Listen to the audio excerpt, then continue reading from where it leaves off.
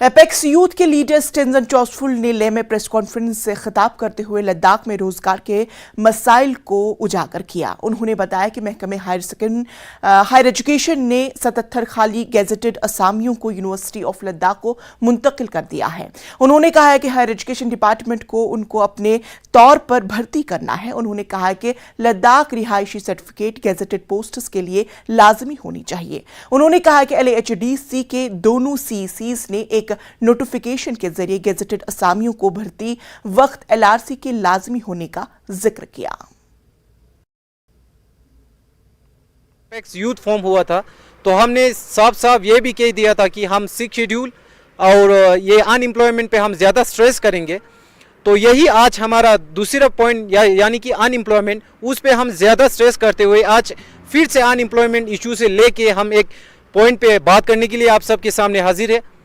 तो मैं एक बात ये साफ साफ आप सबसे कहना चाहता हूँ कि आप सबको जैसे कि पता है, लद्दाख में अनएम्प्लॉयमेंट का जो मसला है यूटी बनने के बाद काफ़ी ज़्यादा से चल रहा था और ऑल इंडिया में ये दूसरे नंबर पे भी आ गया था कि लद्दाख में इतना अनएम्प्लॉयमेंट हाई रेट लद्दाख में देखा गया था। तो इसी बात पे कल आप लोगों ने देखा होगा, गवर्नमेंट ने 77 पोस्ट लद्दाख यूनिवर्सिटी को यहाँ से ट्रांसफ़र किया था हायर एजुकेशन के थ्रू। बट मैं ये एक बात मैं आप लोगों से एक बात ये ज़रूरी बहुत कहना बहुत ज़रूरी समझता हूँ। जैसे कि आप सबको पता है, हायर एजुकेशन का जो ये 77 गैजेटेड पोस्ट कल इन लोगों ने जो नोटिफाई किया था, उसके बारे में सबसे पहले सबको यही मतलब जानना चाहिए कि ये पोस्ट या यूटी बनने के बाद का पोस्ट है या फिर जम्मू एंड कश्मीर के टाइम का पोस्ट है। मैं ये साफ कर देना चाहता हूँ, ये पोस्ट जो 77 पोस्ट ये नोटिफाई हुआ है वो अभी नया पोस्ट नहीं, ये मैं साफ साफ करना चाहता हूँ। क्योंकि ये जम्मू एंड कश्मीर के टाइम से जो जम्मू एंड कश्मीर और लद्दाख 2019 के बाद जो अलग हुआ था, उस टाइम का एक पोस्ट है जो 109 पोस्ट, एक्चुअली ये 109 पोस्ट था जो नोटिफाई किया गया था।